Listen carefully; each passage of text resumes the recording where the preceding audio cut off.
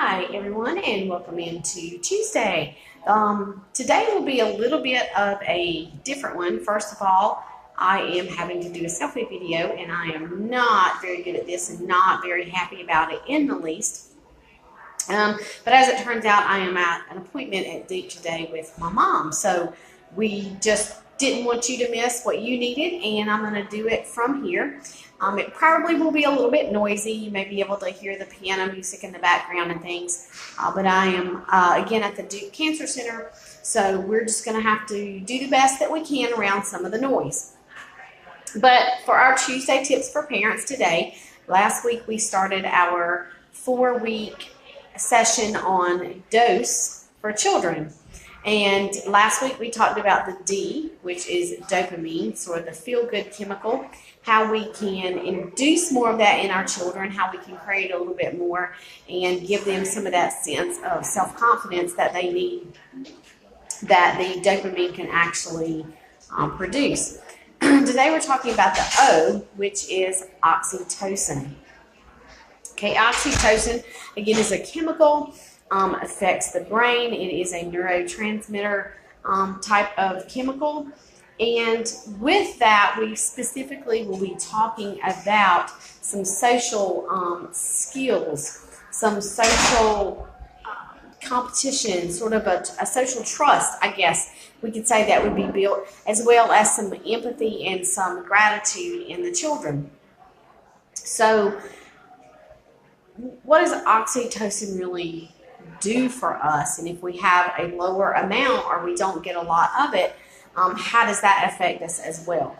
Well, again, oxytocin is directly related to sort of our social skill, our social trust. So how can we go about building some of that, the social skills and how we interact with others? Well, sort of a way that we may not think about sometimes is some healthy, fun competition.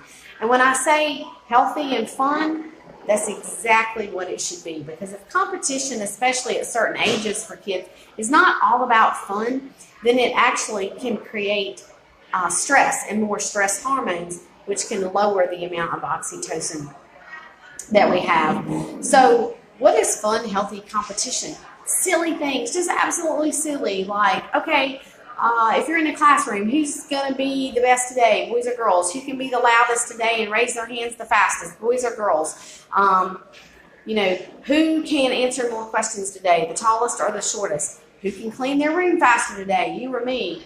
If you're at home, just silly things. Who can chase their tail around in a circle better, you or the dog?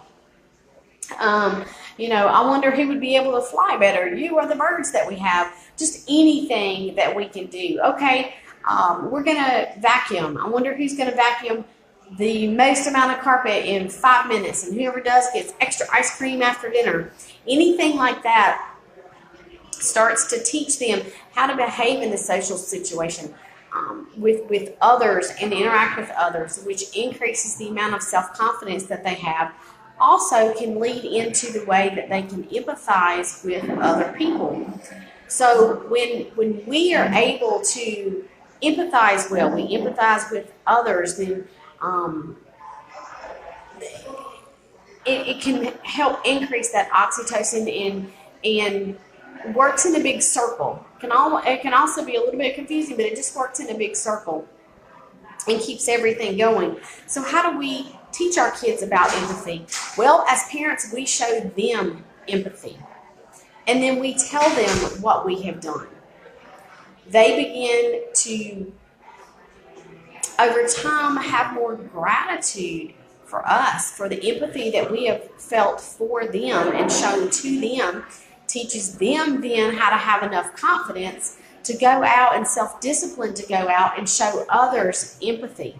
Again, that leads into the social skills that they are building and the social trust that they have. They have enough trust in themselves and in others to show empathy, to have gratitude for things, to trust people in social situations, which also can lead, and links show, that increased levels of dopamine also can be directly related to oxytocin. So again, you can go back and look at last week's information on dopamine, that feel-good chemical, and the way that we create that in children with the trickery and doing cute little things.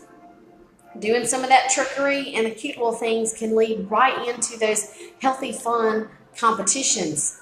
Okay, so we're going to see who can actually listen better this time. The taller people or the shorter people. 1, 2, 3, goose. And see who you were able to trick. So you're building the social situations, the oxytocin, and the dopamine at the same time. So you are creating and increasing all these chemicals in your children's brains that is going to help them to create better versions of themselves, to learn how to handle themselves in social situations, to learn how to feel good and self-confident about themselves. So I certainly hope that this has helped today. Again, I apologize for the additional noise and sort of the nice white background that I have, which I'm sure is not very appealing on Facebook Live. But again, I do hope that this has helped today. If you have any particular questions about any of this, if you would like any more information about it, you can contact me. I can give you lots of links for where to pull some of this information and about how all of these chemicals work if you would like to know any more of that information. Or again, if you just have other topics that you would like for us to address on our Facebook Live show and in our articles each Tuesday, we're more than happy to do so. Again, you can contact us by commenting below, or you can also email us at skillsforkids, SKILLZ, the number 4, kids, KIDZ, at outlook.com, or you can give us a call or text at 336-270-6825. Thank you, and I hope you all have a great Tuesday.